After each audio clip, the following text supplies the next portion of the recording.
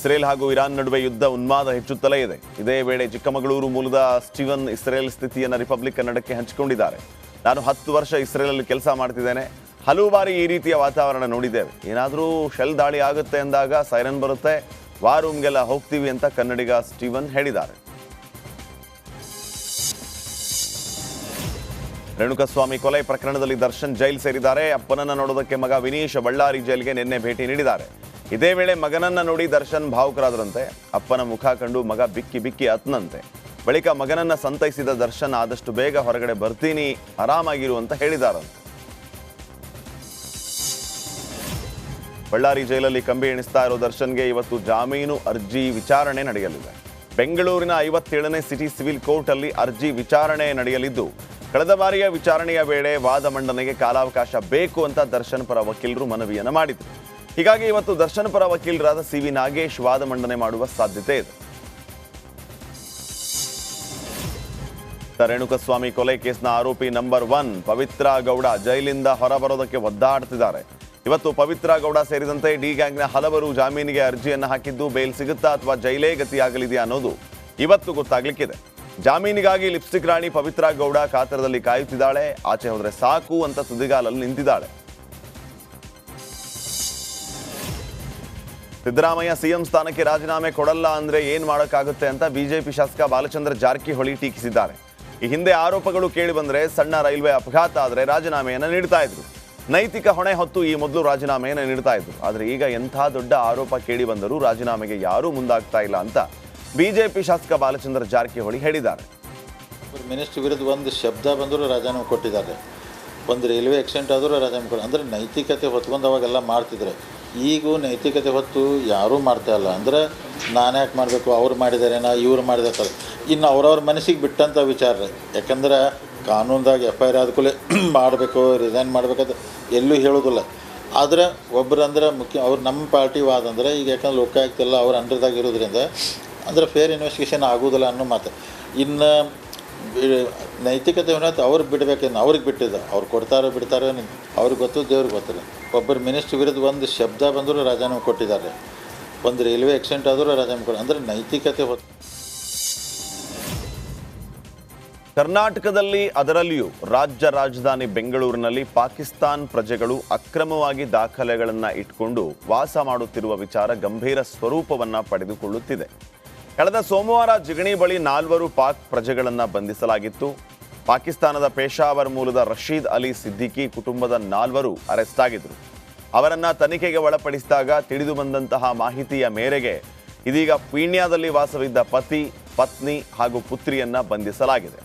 ನಿನ್ನೆ ಕೋರ್ಟ್ಗೆ ಜಿಗಣಿ ಪೊಲೀಸರು ಹಾಜರುಪಡಿಸಿದ್ದು, 10 ದಿನ ಕಸ್ಟಡಿಗೆ ನೀಡಿ ಆನೇಕಲ್ ಕೋರ್ಟ್ ಆದೇಶವನ್ನ ಹೊರಡಿಸಿದೆ. ಟ್ರೆಕ್ಕಿಂಗ್ ಪ್ರಿಯರಿಗೆ ಅರಣ್ಯ ಇಲಾಖೆ ಶಾಕ್ ನೀಡಿದೆ. ಇನ್ನು ಮುಂದೆ ಟ್ರೆಕ್ಕಿಂಗ್ ವೇಳೆ ಪ್ಲಾಸ್ಟಿಕ್ ಬಳಕೆ ಮಾಡೋ ಹಾಗಿಲ್ಲ ಅಂತ ಹೇಳಿದ್ದು, ಪ್ಲಾಸ್ಟಿಕ್ ನೀರಿನ ಬಾಟ್ಲಿ, ಕ್ಯಾರಿ ಬ್ಯಾಗ್, ತಿಂಡಿ ತಿನಿಸುಗಳನ್ನು ನಿರ್ಬಂಧಿಸಿದೆ. ಇದನ್ನ ಉಲ್ಲಂಘಿಸಿ ಟ್ರೆಕ್ಕಿಂಗ್ ವೇಳೆ ಪ್ಲಾಸ್ಟಿಕ್ ಬಳಕೆಯನ್ನ ಮಾಡಿದರೆ ದಂಡ ವಿಧಿಸುವುದಾಗಿ ಸೂಚನೆ ನೀಡಿದೆ.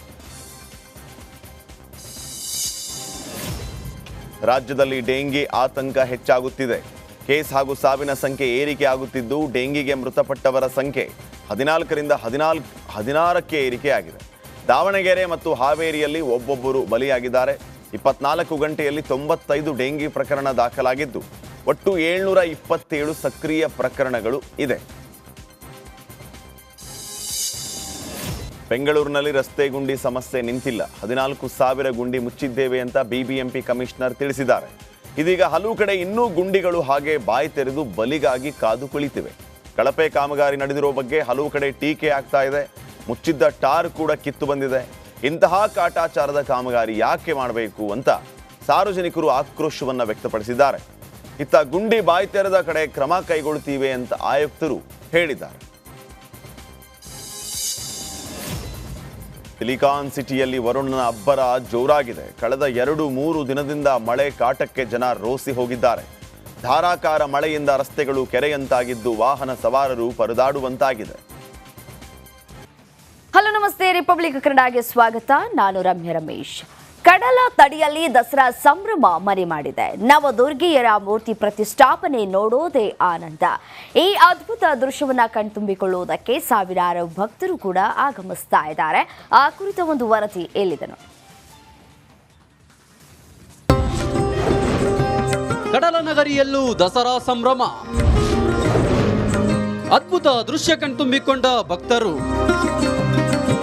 ಸಾಂಸ್ಕೃತಿಕ ನಗರಿಯಂತೆ ಕಡಲ ನಗರಿಯಲ್ಲೂ ದಸರಾ ಸಂಭ್ರಮ ಶುರುವಾಗಿದೆ. ಕುದ್ರೋಳಿ ಶ್ರೀ ಗೋಕರ್ಣನಾಥ ಕ್ಷೇತ್ರದಲ್ಲಿ ನವರಾತ್ರಿ ಮಹೋತ್ಸವ ಮಂಗಳೂರು ದಸರಾಕ್ಕೆ ನಿನ್ನೆ ವಿದ್ಯುಕ್ತ ಚಾಲನೆ ದೊರೆತಿದೆ. ಎಲ್ಲಾ ದೇವರುಗಳನ್ನು ಏಕಕಾಲಕ್ಕೆ ಪ್ರತಿಷ್ಠಾಪಿಸಲಾಗಿದ್ದು ಪೂಜೆ ಮಾಡಲಾಗುತ್ತೆ.